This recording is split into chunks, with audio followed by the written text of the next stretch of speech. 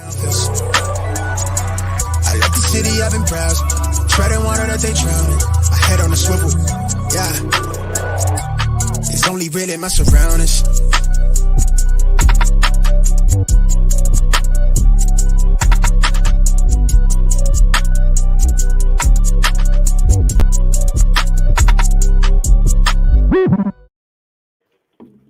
Welcome to episode 19 of the Smash Accept podcast. I'm your host, Michael Royer. You can find me on Twitter at Dynasty_DadFF. I don't know about you guys, but that intro music is getting me more and more every time, man. I mean, I know I'm a classic dad, but I'm getting pumped over here. I'm feeling great about things. It is Christmas time. We're getting around there. But even more importantly, it's week 14. Myself, no water today, breaking out the beer. You can tell I don't drink very often, honestly. I got the Oktoberfest going. But it's time to celebrate. The guys in my leagues call me Mr. Buy because 12 leagues, I got 9 first-round buys, so I get to enjoy this fantasy week. I get to – a lot of us are on pins and needles here. But the episode today, we're going to tell you about some guys that you guys should be focusing in on for your fantasy playoffs. We're going to talk about my man Carson Wentz here behind. And the episode is basically – it's called, Carson Wentz is benched. Man, that hurts. So we're going to introduce over here to my co-host, Mung. How you doing today? And, how are things looking for your fantasy playoffs this week? Hey, what's going on, everybody? Welcome to the most wonderful time of year, the fantasy playoffs. And unlike you, Mike, I don't have buys in most of my leagues, but I do have a couple here and there. So I actually I don't mind if Christian McCaffrey sits out one more week because I have him on a bye for that team. So I don't quite need him yet. I'd rather get him back 100% healthy here. But yeah, good luck to all you guys. As always, you can find my articles over at Fantrax, and you can find me on Twitter at FFA_Mung. That's MENG. I love it. I made a couple of trades here for Christian McCaffrey. Even today, I traded James Robinson and DJ Moore for McCaffrey on a team where I'm on bye, and the guy messaged me. He's like, man, that must hurt. And I go, not at all. I got Christian McCaffrey going into week 15. And when I take down the championship, you guys are going to be a little upset about that. Now, John, it is Christmas time, and I don't know about your kids, but there's the elf on the shelf. At my house, we have the Wentz on a bench, and I'm going to put that picture up of my Funko Pop here later. Yeah. Hey-oh, dad joke alert. But, I know you were privy to some information here that some of our listeners weren't. And the conversation at the end of the week here between Carson Wentz and Aaron Rodgers. And I know you caught some of that glimpse. And I feel like maybe we should reenact it for our listeners here a little bit. Yeah, this is hilarious. Aaron Rodgers, it's been around a while, walks up to Wentz there at the end of the game and just says, I guess you could say your job came in Wentz there. Yeah, and I'm going to, as the resident ginger, I'm going to fill in for Carson Wentz here. And I was like, very funny, Aaron. Hurts, doesn't it? Oh, that's our dad joke for the day. We got the elf on the shelf there. We got the Wentz on a bench. We got it all out there rolling for you dad guys. Joke alert. But now let's get into some things here. I mean, obviously, Carson Wentz heads to the bench now. Jalen Hurts is going to be taking over here. But Wentz, after struggling, they were 3-8-1. He has 16 to 15 TD to INT ratio over the last 12 games. 27 years old, leads the NFL in turnovers with 19, sacks 50, and he just signed a major contract. 4 years, $128 million. And in steps Jalen Hurts. And guys, I'm a big Eagles guy. He looked good.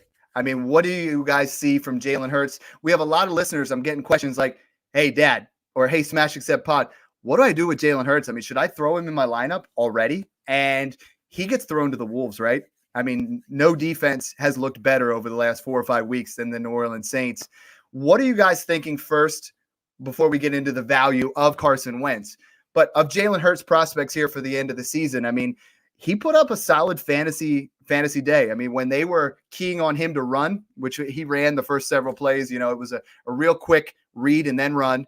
But then they started keying on the run, and he made some nice passes. So, John, we'll start with you. What were you impressed with Jalen Hurts, and is he somebody that you're willing to try to throw out there for the fantasy playoffs? I'll start by saying, yeah, I really like Hurts. I think he's a gamer. He comes in, and all of a sudden, it just feels different, right? And you could tell he's making plays, he's making things happen. He came in pretty much cold off the bench, but he just looks sharper. than Wentz did. He adds the element to his rushing capability, and so we really got to watch this closely with Hurts down the stretch. If he does continue to show he's a gamer, maybe leads Philly to a couple of wins, he could actually start next season as kind of the new incumbent starter. So look, I mean, I think that he is a strong player, but I would be very careful here. To answer your other question, no, I would not be putting him in my lineups, especially this week. Philly is still kind of a disaster. Okay, the offensive line is terrible. He actually got sacked 3 times in the amount of time he played, and so I'm not throwing him in any of my playoff lineups unless I am completely desperate. I do think that his rushing capability does help raise his floor a little bit. And if you go back and look at his college stats, I mean, man, he rushed a ton. So I like that aspect of him, but no way am I considering him in the playoffs right now, even in super flex leagues. Yeah, I agree. If you took him in Superflex, in that mid-second to late second, you're very happy right now. I mean, you're getting a starter. Yeah. If you got him as a throw-in, like we suggested multiple times on this podcast, you're extremely thrilled with that. But I mean, it's not to be overlooked. He had over 12 fantasy points in less than one half, against a solid Green Bay defense.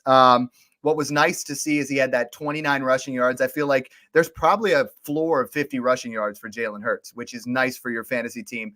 I feel like you're probably in total agreement. I know you've talked about that Saints defense for this week, but you look at week 15, he gets Arizona, and week 16, he gets Dallas. This is a guy to monitor here a little bit, because by the time we get to week 16, he could be somebody that really, we always see that one guy that drives you through to the fantasy playoffs and becomes a capable starter here. What are your thoughts of him, this year? And do you see this as a Jalen Hurts team or a Carson Wentz team going forward? Yeah, like John said, I certainly wouldn't be trusting him this week against the Saints. You're not taking that chance in the first week of the playoffs where you could be one and done. But to your point, he does get Dallas in week 16, which is a great matchup. We saw Baltimore and Lamar Jackson ran for a touchdown and quite a few yards. And, really against the Saints this week, it's kind of a mirror matchup because Taysom Hill is a similar prospect to Jalen Hurts, where both of them have that rushing capability. We'll see how much Jalen Hurts gets to pass against the Saints secondary. But, I mean, going forward, the Eagles really have nothing to lose. They've seen Wentz for the better part of, not just this year, but the better part of a season this year. And clearly he struggled. And I think that Hurts has a real chance to potentially establish himself as a starter going into 2021. So I love that insight from Jalen Hurts for you guys. He's not going to be obtainable right now. As far as buying, now is not the time to try to buy Jalen Hurts. I feel like people are going to want that first. They're going to want that immediate payoff. Carson Wentz in the past, we look at 2 years ago, he had an MVP caliber year before the injury. Or was that 3 years ago now already? Last year he showed some glimpses and took him into the playoffs, and then he got that concussion. This year has been a dumpster fire. He just looks lost.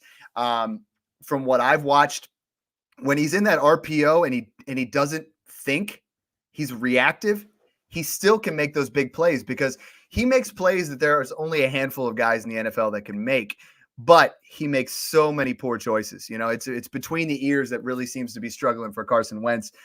And that has a lot of people worried. Is it a matter of, before the season, I had him in that top 10 QB range, for Superflex, like a lot of people. Right now, I was looking at DTC. They have him at QB 17, and I feel like that's kind of the area that he belongs right now. It's with a lot of other unknown quarterbacks or guys getting up there in age. But there's a lot of dynasty trades going on right now with Carson Wentz, and I wanted to talk about him with you guys, and I wanted to see where we talk about it all the time on the Smash Accept podcast. Strike while the iron's hot. Make those moves. Be aggressive. And if you believe in Carson Wentz, like some of these owners did, they made some great moves in their opinion. If you feel like now's the time to get out, they made those, and we're going to kind of give you some insight here. So the first one sent in from a fan of the show, personal friend of mine, Joey Hartraft. He made a trade in one of my leagues where he gave up Carson Wentz he bought Carson Wentz and Devin Singletary for Cortland Sutton in a 12-team Superflex points per carry league where he is he's got the 101. So congrats to you, Joey. You got yourself Trevor Lawrence. So now he doesn't have a great second quarterback. So he trades Cortland Sutton here to get Wentz and Singletary. What do you guys think of that deal? We'll start with you, Mung. Is Wentz and Singletary enough for Cortland Sutton if you're kind of rebuilding and trying to, it is a very quarterback-friendly league, may I point out, 6-point passing touchdowns, which to me, there's a big difference between those 4-point passing touchdowns and those 6-point passing touchdowns in Superflex. It really almost puts them above where most of our leagues we talk about, they're all trying to stay in that same range. But when you go 6-point quarterback touchdowns, it changes things a lot. What do you think of this deal? It's not terrible from a value standpoint. I understand, especially if Wentz reclaims a starting gig, whether it's in Philadelphia or elsewhere, then this could certainly work out. But personally, I'm pretty high on Cortland Sutton. We saw that he made some amazing catches last year when he was healthy. I believe he tore his ACL pretty early on in the season, so hopefully he should be ready to start the year next season. So for me, I'd rather have Sutton with that wide receiver 1 upside, given the risk that Wentz could go the way of, Josh Rosen, Jameis Winston, some other quarterbacks that we've seen where they might have just had some down years and maybe they had the chance to bounce back, but the league moves on pretty quickly. So whether or not he actually does remains to be seen. Yeah, and Twitter has this at 80-20 right now. 80% they're going with the Cortland Sutton side. And that's a lot of recency bias there for sure. I mean, I feel like this is the deal where if I'm dealing Cortland Sutton, I probably want a Michael Pittman type, or I want a rookie wide receiver who might not have hit yet, a Denzel Mims. By the way, guys, go buy Denzel Mims. I mean, the target share has been fantastic. He's looked good. But if you can get a guy like that plus Carson Wentz. But John, is this a move where, we're looking at he's rebuilding, right? So a lot of people on Twitter are saying, well, why would you want Carson Wentz if you're rebuilding? But he gets a chance here where he might package Carson Wentz if something, Carson Wentz gets a change of scenery, or let's say Jalen Hurts struggles for a couple games and they go back to Carson Wentz. Is this a buy low on Carson Wentz, or do you think this is a slight overpay? Yeah, I think that this is a slight overpay for Wentz here, but this is so interesting, right? It's kind of tearing apart Twitter right now. It really, people all over the place on what to do with Wentz. That's why we started Smash, except that's why we started the group. Yeah, we're going to break these things down, and I know it's difficult. Yeah.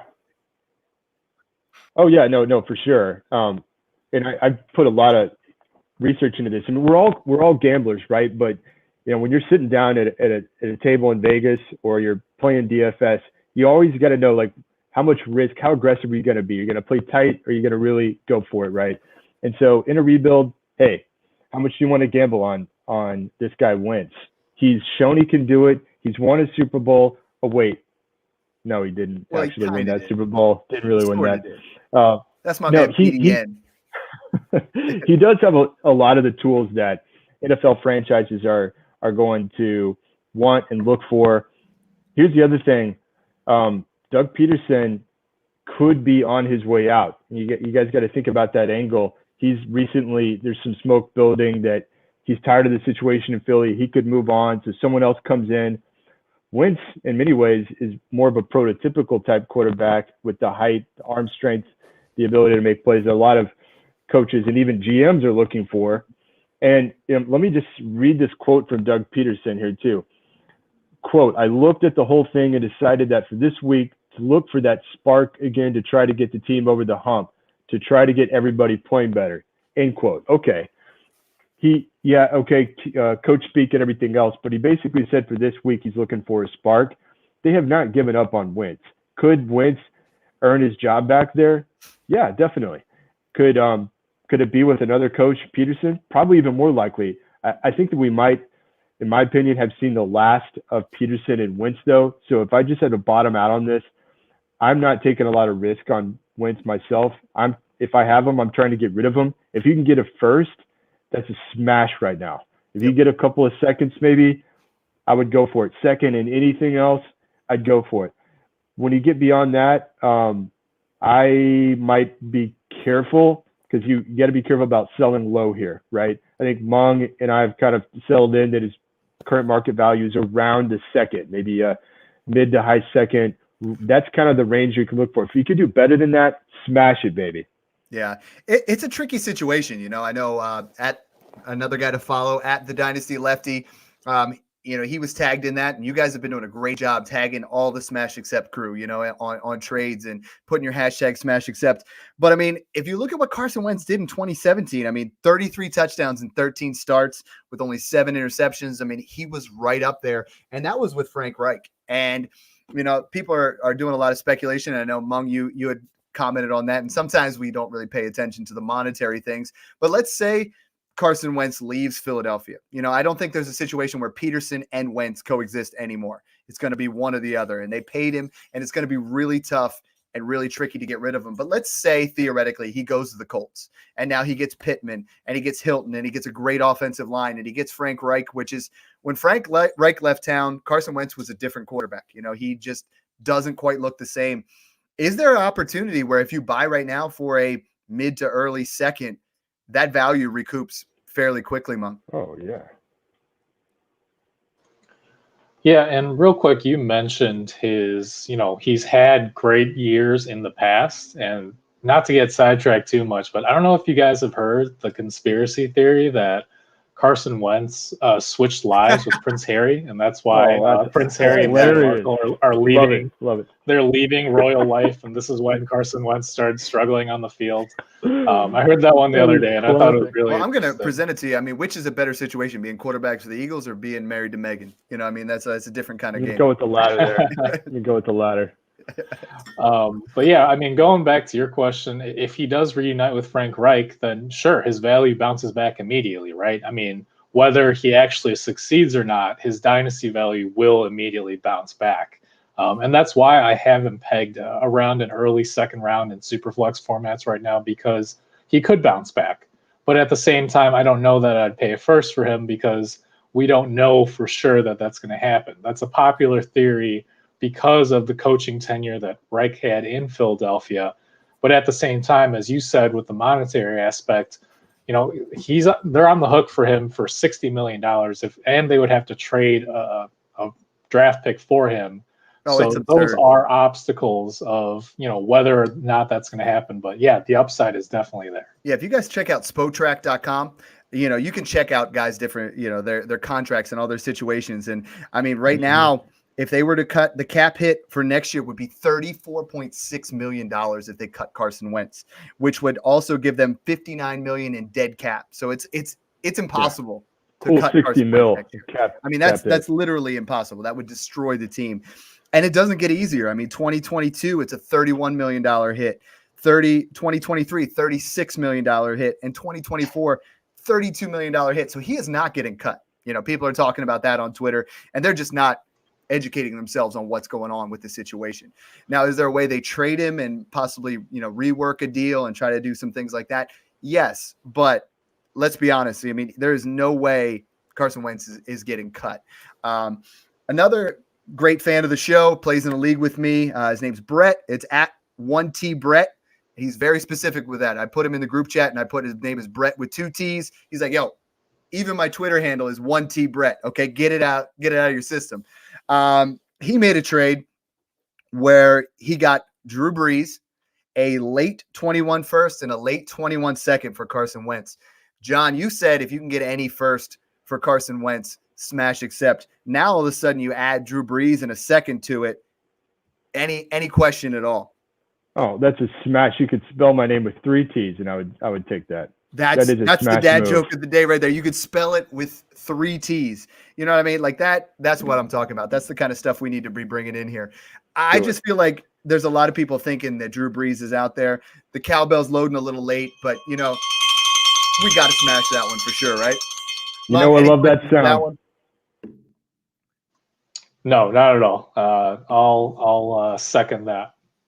Yeah, sorry, the cowbell was late firing up here. I got my victory beers for all my bye weeks. You know what I mean? It's tough getting it all going. Yeah, but hey, for a sec there, let's talk Brees for just a quick second, because we talked about this scenario, right? Mung, you asked this question. Brees comes back. Do we have a situation where Taysom Hill versus Brees? What it looks like is Brees is still not at practice, and we're going to have another Taysom Hill week. But week 15 and 16 of the playoffs, Brees comes back. He could actually help you. I think that there's a more likely scenario that if he comes back healthy, he could end up starting here this season. So think about that too. I agree with that completely. Yeah. We're talking about practice, though. We're talking practice again, John. Love it. Not a game. Not a game. Not a game. He's a franchise player. We're talking about practice. The funny thing is, I'm seeing a lot of people still paying first-round picks for Taysom Hill, and it's a tricky situation here because you might not even have him for all of your fantasy playoffs. You might lose him here, and it definitely creates an interesting situation we've been talking about for weeks.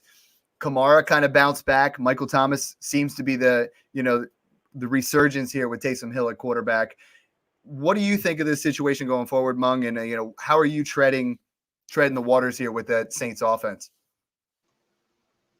Yeah, and I had mentioned, a couple of weeks ago that Colin Kaepernick, Alex Smith conundrum, akin to that, but that was more so for real life purposes. I think, down the stretch here, especially against Kansas City in Week 15, I think the Saints will want to have Breeze back.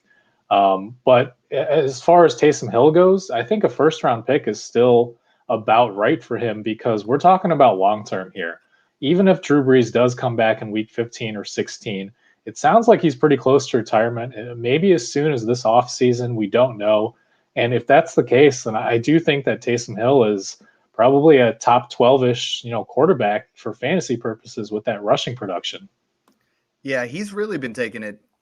He did get 2 opportunities here against the Falcons, which is great for anybody's fantasy perspective here. But Taysom Hill has looked the part. He has actually played very well. And I'm willing to pay a second for him here right now, but it's tough. I don't think anybody's willing to sell for a second. I think everybody wants that first round pick, and it gets into an interesting situation completely around here. One last pick since we talked about this, at JSnake_DFF, Jacob Vines. We've referenced his trades a couple of times. He actually said he just sent a trade, and he's not quite sure how to feel about it. But a Superflex Dynasty League, he traded Taysom Hill for Carson Wentz. And if you have a situation where let's say you have 2 quarterbacks that you're going to be starting in the fantasy playoffs, John, we'll start with you. Are you willing to give up Taysom Hill for Carson Wentz if you have 2 starting quarterbacks that you are believing in? Yeah, first of all, I really respect the guy. Super interesting trade, but you do kind of have to convince yourself that Taysom is not the future in New Orleans. I personally believe Breeze is going to hang it up. Like I said, I think they might give him some time down the stretch here if he's healthy. So I would actually rather have Taysom here. Great debate, but with all the investment that they have in Taysom Hill and the success that he's already had, he's starting to look like, a better passer. Again, Atlanta, but he did have a career-high 37 pass attempts in Week 13. He looks really good. He's getting it done on the ground. They're winning games with Taysom Hill. And you could picture them continuing to build around him in the draft, that defense. So I've convinced myself that Taysom Hill is worth more than Wentz right now. And so while I think that is a pretty interesting trade and worth debating, I'm on the Taysom side. Yeah, Twitter actually has it 70% on the Carson Wentz side. If you go on Twitter is the mob. We love you guys, but they overreact city, and that's why we try to break things down here for you. But I mean, Taysom Hill with 232 passing yards, 2 touchdowns, 83 rushing yards. That's been better than Carson Wentz has done pretty much all season. So I don't see why that's a scenario that people want to make those type of decisions. On the flip side, Mung, I know you've wrote some articles here about Taysom Hill, but what do we do with Jameis Winston at this point? We thought he was going to get an opportunity. Is he worth a low-key speculative buy, or are you in on Taysom Hill? No, I think I've kind of solidified myself as a Winston hater, and nothing personal. I want to love him, right? Like, I'm a Chris Godwin lover. So he made Chris Godwin look great. He made Mike Evans look great because he was just forcing it in there, which Brady doesn't quite like to force it. So sorry, I had to get out there a little bit. Well, who would win in an interception contest between Wentz and Winston? Right? There's the real question. Wentz and Winston. Winston can throw more interceptions than Carson Wentz. He does it with the best of them. If he starts from here on out, he still might beat Carson Wentz in interceptions this year. I think you're right. Sorry to cut you off, Mung. So you're completely out on Jameis Winston. Would you pay a third in the Superflex? I mean, yeah, maybe a third, just because the potential starting quarterback, but I'm not paying a second, certainly not a first, which I've seen a couple Twitter polls here or there. And if Winston does start next year, I don't think it's going to be the Saints. I mean, I've talked about this before. I've written about it. Jameis Winston's contract runs through this year. That's it. Taysom Hill, the Saints already owe him $12 million for next year. We don't know if the salary cap's going to decline with the COVID situation from this current season based on revenues. And the Saints are in a terrible cap situation. I just don't see any way that they're going to spend additional money to sign Jameis Winston to an extension when they're already paying $12 million for Hill. So sticking with the super flex, the quarterback position here, same game, Matt Ryan. A lot of people are asking me, hey, what do we do with Matt Ryan? Can I start Matt Ryan in the fantasy playoffs? Coming off 19 for 39. If you're in a league like the Scott Fish Bowl where you lose points for incompletions, maybe Matt Ryan is struggling this year. 273 yards, 1 touchdown. Julio looked, fairly healthy again. Calvin Ridley, 5 for 108. But that Falcons offense is struggling. Are you willing to start Matt Ryan in your fantasy playoffs? Sorry. We got a little bit of dog barking going, but are you guys willing to start Matt Ryan, or is that somebody we need to pivot off of as soon as possible? Or have we missed the boat? It was like those dogs were like drowning you out, like trying to convince you, like, just stop talking about Matt Ryan. Like, yeah, nobody wants to hear about Matt Ryan. Let's just get off this. Nobody cares.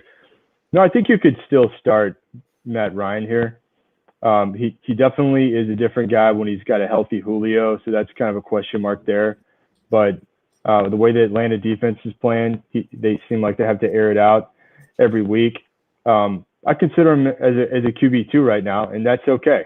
You're probably still playing him, especially in Superflex. So, okay, yeah. Give me Matt Ryan as a QB2. Let's move over to Detroit versus Chicago game. So people are asking a lot of questions, sticking with the name Matthew Stafford had a resurgence, right? 402 yards, 3 touchdowns against a very solid Bears defense. Marvin Jones stepped up. It sounds like Kenny Galladay is on the mend and might be playing. DeAndre Swift.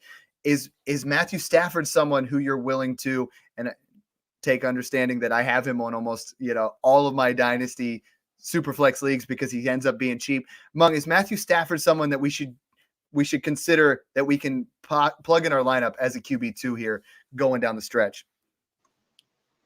Yeah, I think it just kind of depends on your other options, right? Because Green Bay is not super scary this week, although there is concern that with DeAndre Swift potentially back, this could be a much more run-heavy approach here this week. And then Week 15 against Tennessee, they haven't been able to stop anyone, so you're firing up Stafford there for sure. Week 16, it gets dicey with against Tampa Bay here. At that point, it would kind of depend on your other QB2 options. Yeah, I mean, Matthew Stafford's a guy that I think year in and year out, is a guy that's one of the cheaper options at that super flex position. DeAndre Swift is coming back this week. Obviously, TJ Hawkinson, another great game, 7 receptions, 84 yards. John, we talked about this a couple weeks ago, but I mean, is TJ Hawkinson your tight end 3, or is there another guy who really blew up this week that you really are considering putting above TJ Hawkinson right now? There is, and I'm trying not to be the react in the moment kind of guy, like we call the Twitter mob a little bit, but I do. I have Darren Waller as my tight end 3. I love this guy. I think I mentioned this on another pod. I'm very big on TJ Hawkinson. I'll come back to that.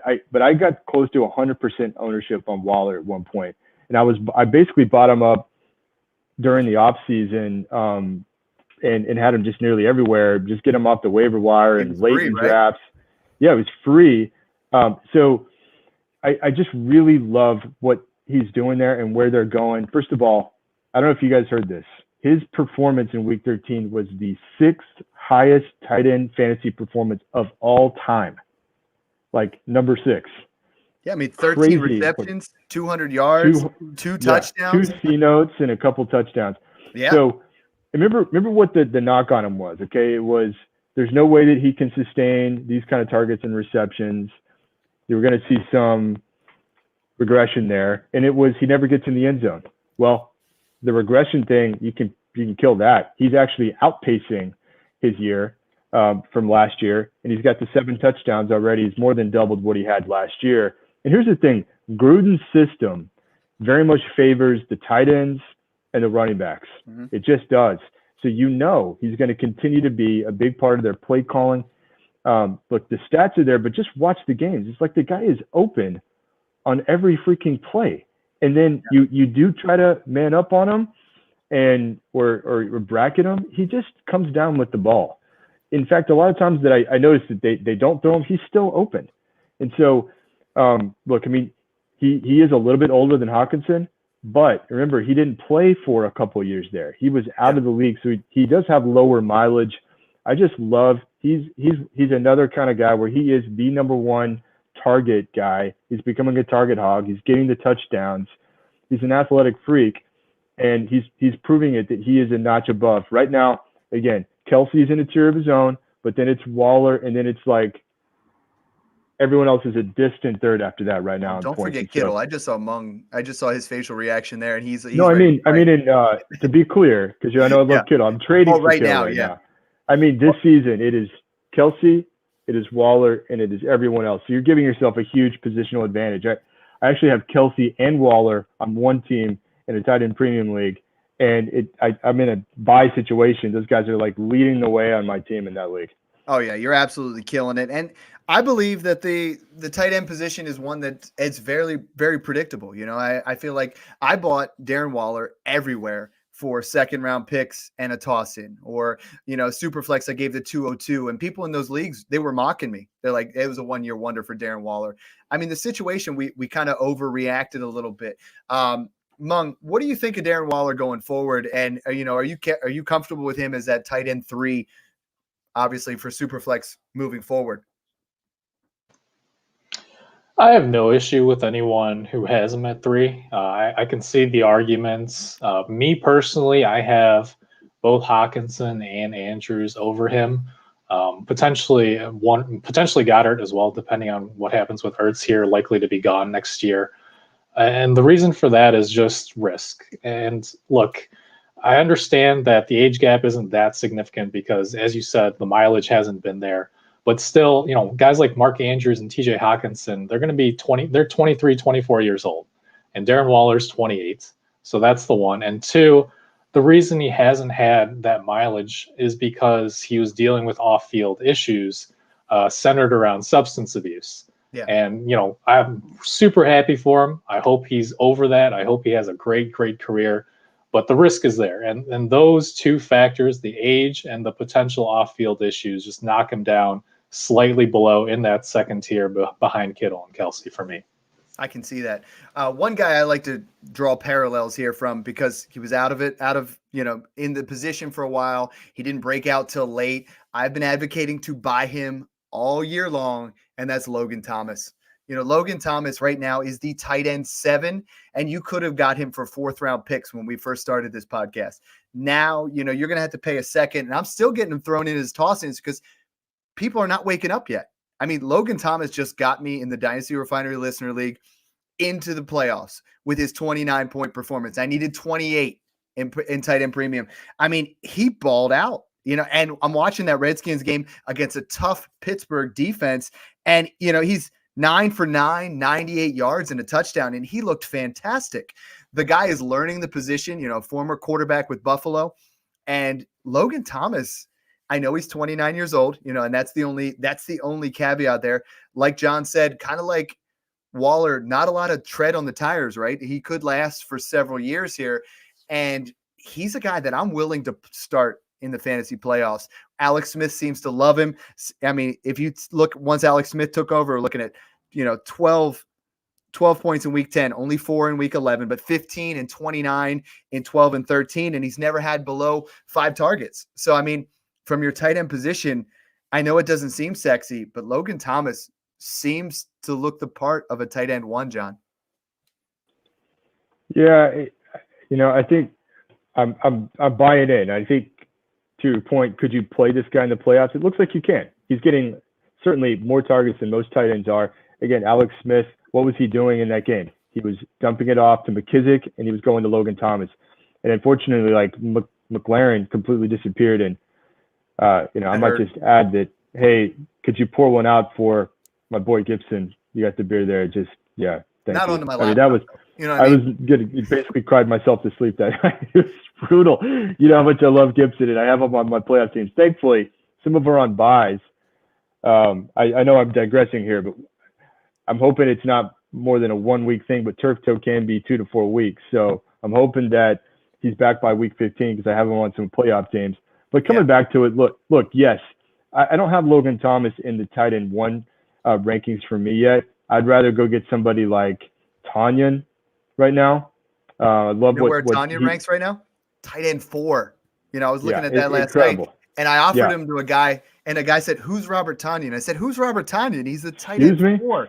And in camp, sometimes we forget about these guys. There was buzz about Waller. There was buzz about Logan Thomas. There was buzz about Tanyan. And we're like, just put it on the back burner. And that's the time to pick those dudes up. I got Tanyan on almost every dynasty team. I got Logan Thomas on almost every dynasty team because they're free. You know what I mean? Mm-hmm. That's the time where you need to have that open spot in your roster in the offseason of 4 to 5 spots where you can buy into guys like this and really make some moves. But, the other thing in Washington, you talked about Gibson. Let's talk about J.D. McKissic a little bit. I mean, J.D. McKissic comes in relief, 10 receptions, not the sexiest 18-point fantasy performance, but 18 points is good enough for an RB1, and this week you could do a lot worse than J.D. McKissic as a guy to throw in your lineup. I'm seeing a lot of guys getting him for a pair of thirds or a late second round pick. If you're a contender, I'm willing to give up a late second if he can get me into that next round, especially if I have Antonio Gibson, knowing that I could get Gibson back in week 15, Monk. You like McKissic?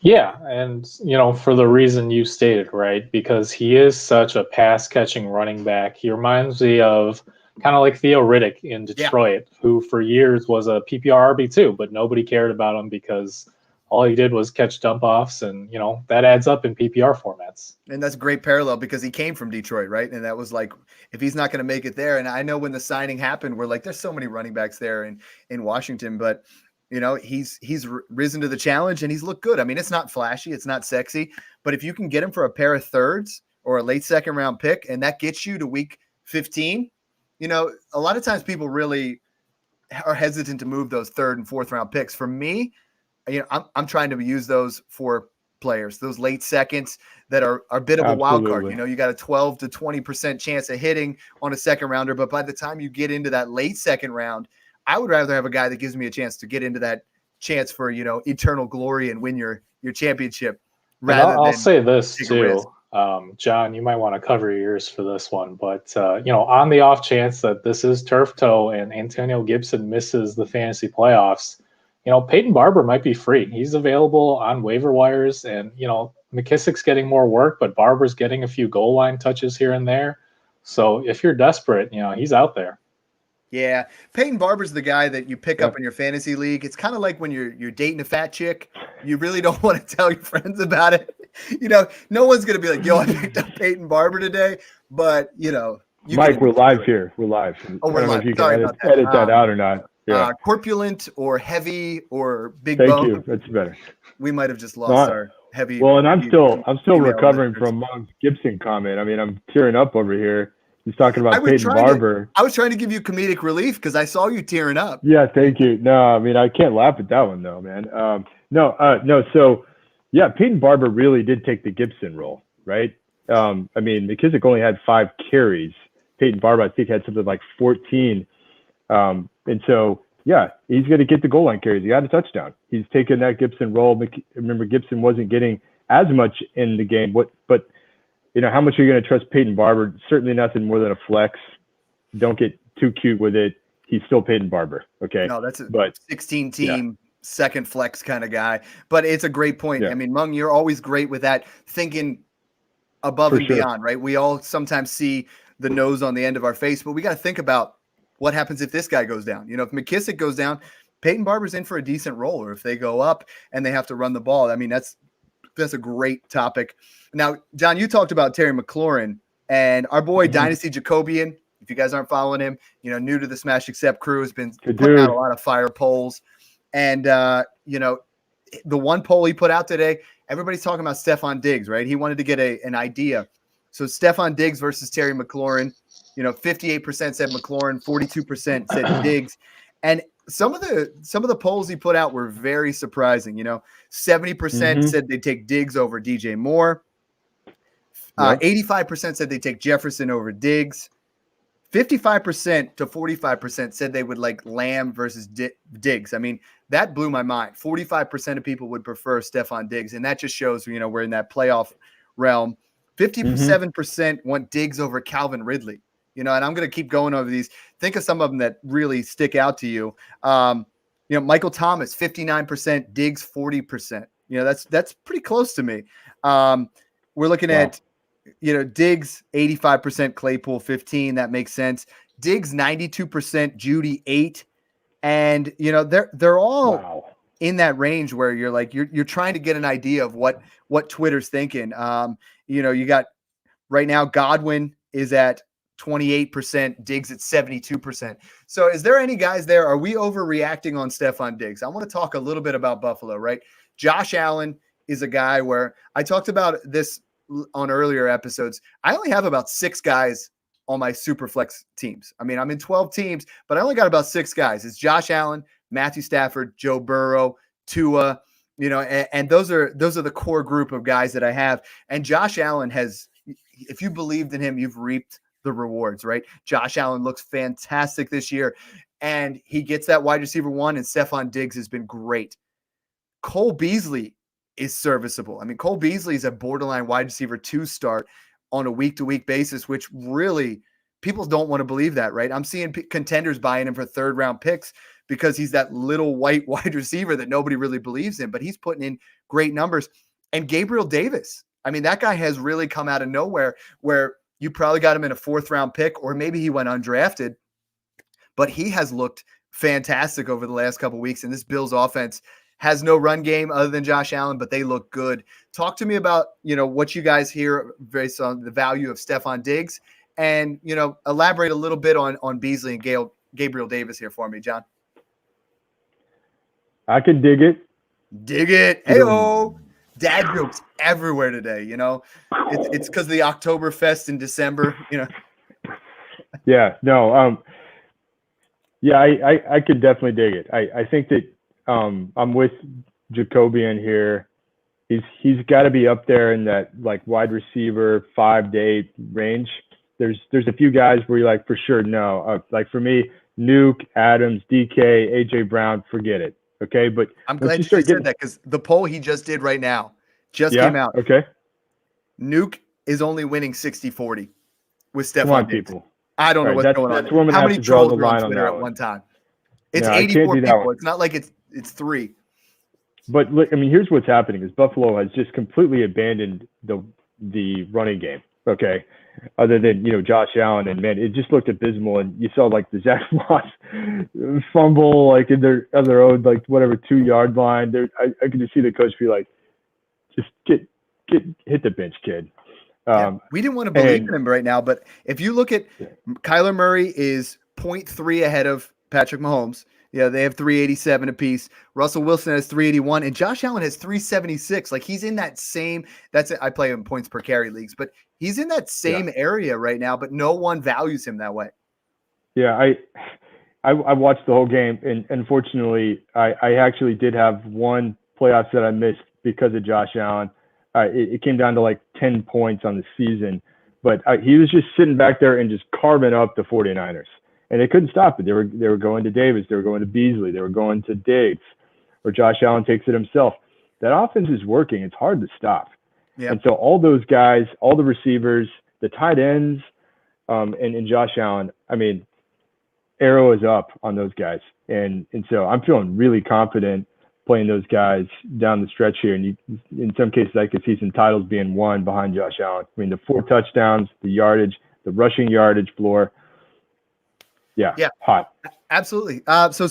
Since week 12, John, I'm gonna test you here. Since week 12 of 2018, where do you think Josh Allen ranks? Since that was his first start in all of fantasy football. So week 12 of 2018, all of last year and this year, what number is he? All right, I'm gonna have to be bold here. What? He's the QB1. No, I was going to say QB1 3. over that time. Josh Allen Wow. has been fantastic. I mean, you look at over that span in 2018, he was the QB2. In 2019, he was top 5. This year, he's top 5. He has been that guy, and you can buy him for much less than those other guys. So you and I, we debated this a little bit last week. It was big on Twitter. I was advocating going from Kyler Murray to Justin Herbert and adding a mid-first. Would you be willing, and I'm going to throw this to Mung first, would you be willing to move off of Kyler to add a first to get Josh Allen?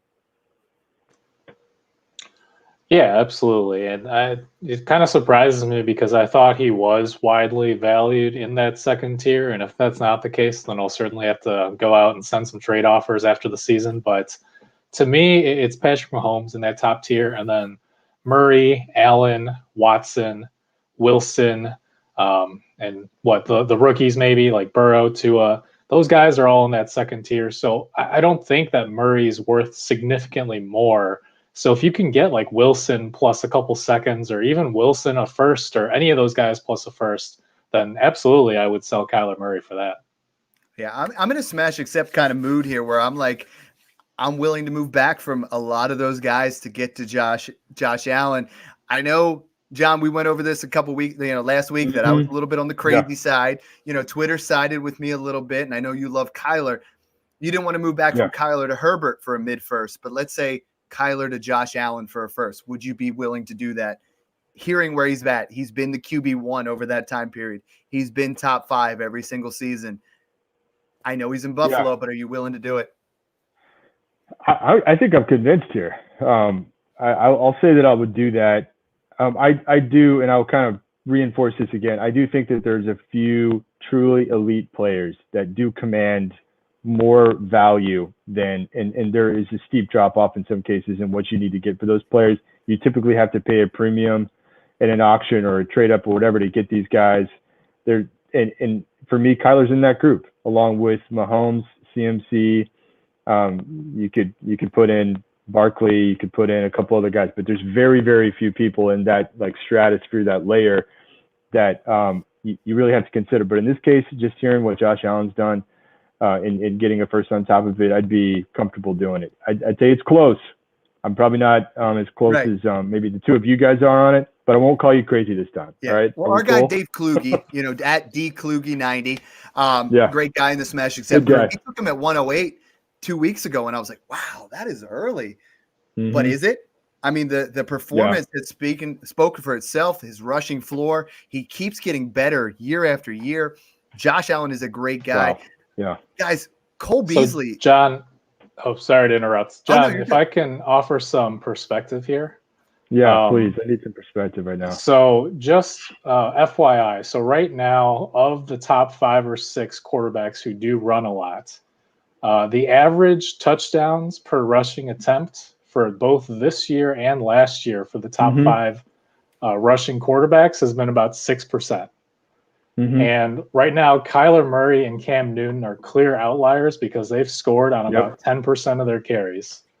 So if you took away 4 of Murray's touchdowns, so giving him that average 6% touchdown per rush, he would have 284 fantasy points. This is without points per carry.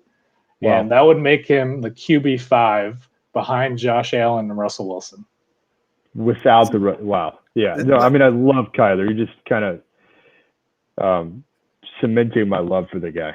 So I'm just saying he's been awesome, and he'd still be a top 5 guy even if his touchdown rate were lower. But he'd be right behind Allen. So they're pretty close in that same tier for me. I love it. Yeah, right on.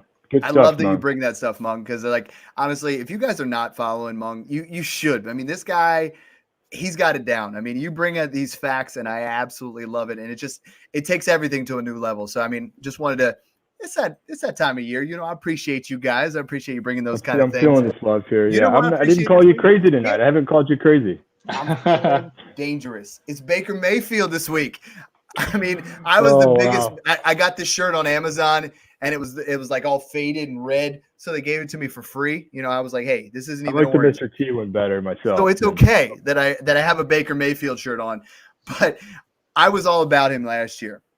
Not a fan. What he did this week, he looked fantastic. Now, he had 3 straight bad weather weeks there. He comes in and he balls out this week, over 400 yards, I believe 4 touchdowns. He looked great against a good Tennessee. Well, Tennessee's not good in the pass game, but a good overall Tennessee defense.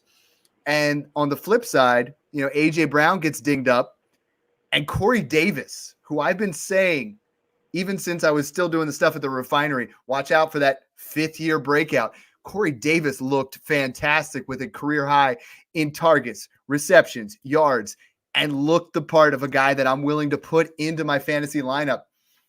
Talk to me about these 2 guys. Talk to me about Baker Mayfield a little bit. Talk to me about Corey Davis. Obviously, people would rather talk about Corey Davis because Baker Mayfield isn't that exciting. But, John, Corey Davis, I mean, I took him 101, and I've been hearing the flack ever since. He looked great on Sunday. Where are my Corey Davis truthers at? You guys still out there? Anybody? I think most of them have stopped. They've quit Dynasty Fantasy Football. They deleted their Twitter accounts. I know. I think they moved on to bowling on the weekends. They just try to stop watching football. They're bowling, maybe golf, and when it's a little bit warmer out there. No, I mean, but this is a post-hype guy, okay? And he's having his best season. You got to stop and look at what's happening here. Because, I'm guilty of writing off both those guys. And you do have to be really careful about your biases. I mean, 182 yards in week 13, 12 targets, 11 receptions. I mean, look, that game in Cleveland was a shootout. So, I'd temper expectations of what we saw. I don't think that Tennessee is going to have Tannehill throw it 45 times. I also don't think Baker is going to put up those kind of stats. Tennessee's defense is actually 31st now in terms of fantasy points allowed to QB. So, those 2 things, just be cool, Pete. The Twitter mob, calm down a little bit. But Corey Davis, okay, he's out targeting A.J. Brown. When they're locking up A.J. Brown, bracketing him, trying to take him out, Corey Davis has become a really reliable target, and Tannehill is looking his way. And remember, let's say they do shift back to run. They run, play action, throw downfield. And Corey Davis is getting open downfield. He's getting the deep threats. It's not just A.J. Brown. And so you got to pay attention to these things. And then, look, Tannehill occasionally was going over to the tight ends over the middle, but A.J. Brown, anybody seen this guy, heard from him? Rest in peace. Corey Davis is the new number 2. How many fans would separate Corey Davis and A.J. Brown? Oh, it can't be that much right now. 4. I couldn't tell you. 4. What? He just did ball out. And I love it. Well, A.J. Brown missed some time, though, right? But anyway, I get your point. I think A.J. Brown missed some time, but Corey Davis has been there with – he has 2 points less than CeeDee Lamb, if you want to compare guys that, and I'm not saying he's worth the same as CeeDee Lamb or anything like that, but he's had a nice resurgence. He's had some value. And that's a great thing to point out for that post-hype sleeper. You pick up those kind of guys that everyone's all about, and then they don't have that good season, and then that value drops off. Mung, is Baker Mayfield worth starting here down the fantasy playoff stretch? Obviously in Superflex. 1 quarterback league, don't even think about it. But is he worth starting in a Superflex league? Since Jarvis Landry has been out, he's shown some signs here. He's a little bit more of a game manager, but is Baker Mayfield worth starting? So real quick, 1 note to add to all the Corey Davis love. The comparison that I made for Corey Davis, and I do a redraft podcast as well, quick plug. It's called the Fantasy Football Addicts. But I talked just 2 days ago about comparing Corey Davis to Brashad Perriman because their situations are super similar. Perriman, last year was his 4th year. Mike Evans hurts his ankle. I think it was week 13 or 14, and Perriman was a league winner. And part of the love for Corey Davis right now is that Jonnu Smith is dealing with a knee injury. Yes. And with Smith there, they were splitting targets a bit more, but with Smith out, it's been all the Corey Davis love. And I feel like post-haircut Brashad Perriman, when you look at his early mugshots, when he was the homeless predator, he had the hairline that was back further than mine, and he was 21 years old. Brashad Perriman had all that hype in the beginning, but that's a great guy to point out there, and kind of move in that direction. Sticking with Tennessee, you guys know I've been advocating this. I've been blowing up Twitter. I made another trade today to pick up Derrick Henry. Derrick Henry has become obtainable because he had that rough game down the stretch. You know, a lot of times people treat this time of year as a redraft mentality, and he only had 60 yards, but the game script, when they found themselves down behind 28 points, Derrick Henry didn't become that guy. I think Derrick Henry's still someone to buy to win yourself a dynasty championship. We talked about him. We talked about Aaron Jones. We talked about Eckler. Who are some guys that you guys are buying right now? Are you buying those three guys? Is there anybody else that you're really like, I got to get this guy before week 14 starts? Because I think Derrick Henry is a lock this week to put up 18 plus fantasy points and get you to the next round. Yeah, I mean, real quick, transitioning from Henry, Dante Foreman's a super cheap handcuff for him. If you want to pick him up for free, maybe pay a 4th round rookie pick for him. Nobody really has faith in Foreman right now. Even McNichols, I got free everywhere. You know, he ended up being the guy with a negative game script that came in. He got his first career touchdown and got some, slop time receptions. Yeah, and if you want to get deeper here, Ito Smith, we've seen that Todd Gurley's dealing with those knee issues, so Smith is getting a lot more work down the stretch here. Dogs didn't approve of Ito Smith. Yeah, that's right. We were talking about Cleveland, but there's a little bit more dad joke humor. This one's been laced with dad jokes. Yeah, and if you want to get super deep, if you're desperate, I play in some deep formats here. Probably just for this week only, but if Frank Gore's out with that concussion, Ty Johnson could be a workhorse again against the Seahawks defense that just allowed almost 200 rushing yards to the Giants running backs. Yeah, Ty Johnson, Josh Adams, those are guys to pick up basically for free. John, who's taking you to the fantasy championship this week? Who is a guy where you're like, you know what?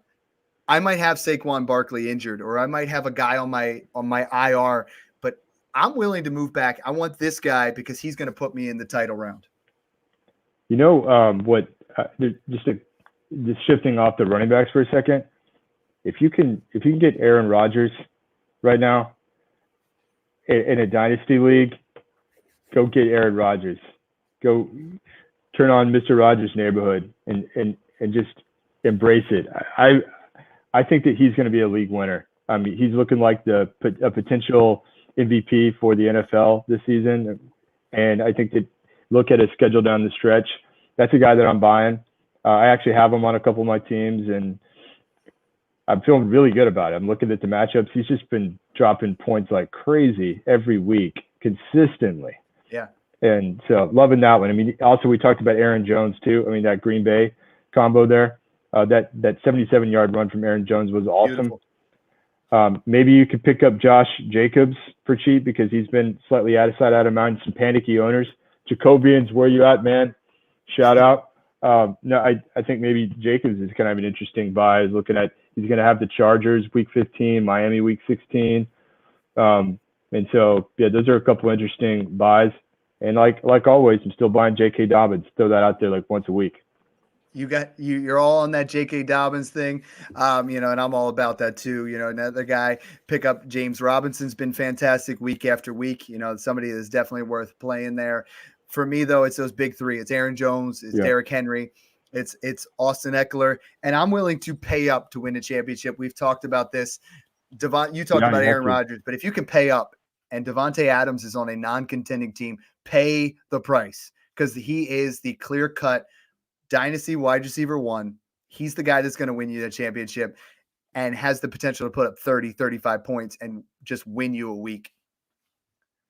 So thank you so much, guys, for tuning in. This is another great episode. Appreciate and love you guys, coming on here. It's been a fun episode. Appreciate everyone that tunes in. You guys keep hitting us up with those 5-star reviews. You can find us on Twitter. It's at Smash Accept Pod. You can find me at Dynasty_DadFF. John, Mung, why don't you tell anybody any parting shots and where they can find you or what you have going on? Yeah, from this point forward, I'm going as playoff John. I completely shift into playoff mode. I absorb every possible thing I can.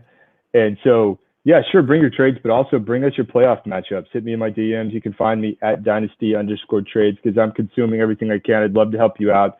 And I'm having some fun. Thankfully, I can sit back a little bit. Some of those bye weeks, all that effort, all the pods and Twitter polls and everything's paying off a little bit right now, But definitely let us know how we can help you out. I love that. Playoff John. I pretty much put myself out there as Mike. Sometimes I'm Date Mike, Prison Mike, a little bit of office humor. I'm about to be Pizza Mike because my girlfriend just ordered some pizza. Shout out to her. But, that's kind of where you can find me. But Mung, what are some things you're going on, that you got going on in as far as where people can find you on Twitter? Yeah, I mean, always so much to talk about, never enough time. But, we talked about Myles Gaskin last week. He's a guy I love that you can still get for a second. He's a workhorse right now. Wayne Gallman, no name value there, but he's been a workhorse. And then, yeah, I mean, there's so much to talk about the playoffs. I know a lot of people don't play in kicker or defense leagues anymore, but for those of you who do, I roster 2, sometimes even 3 defenses based on the playoff matchups over bench guys who, you're not going to start. And, as John said, if you guys have, sit-start questions, waiver questions, whatever it is, you can find me on Twitter at FFA_Mung. That's MENG. And my stuff's over at fantrax.com. All right. Love it. Thanks again for tuning in, guys. You can tune in again next week and enjoy the process. Good luck.